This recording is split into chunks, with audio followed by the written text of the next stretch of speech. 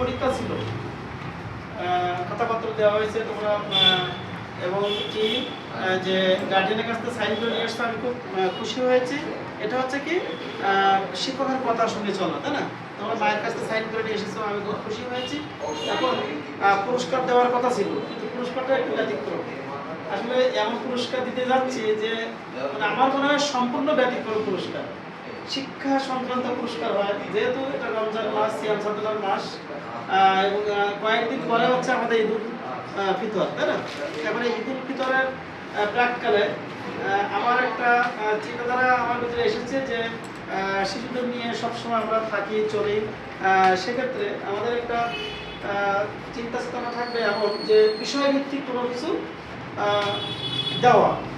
যেহেতু আজকে যে গিফটটা, এটা কি ভাবতে পেরেছো তোমরা যে আজকে এটা কি তোমরা পেতে যাচ্ছ?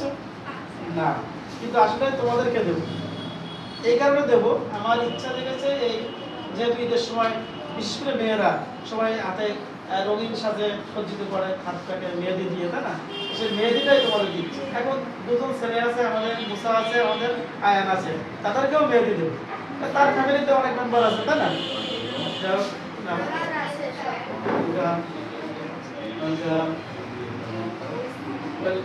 এবার ব্যতিক্রম, হ্যাঁ তোমাদেরকেও এটা দেওয়ার পর থ্যাংক ইউ বলো।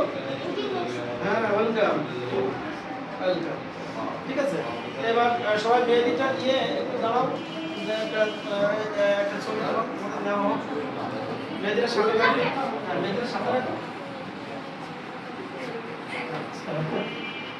আমি তোমাদের সাথে হ্যাঁ। খুলনা আর্ট একাডেমির হাতের লেখা প্রশিক্ষণ কোর্সে দায়িত্বে আছেন বাবু ধনঞ্জয় রায়।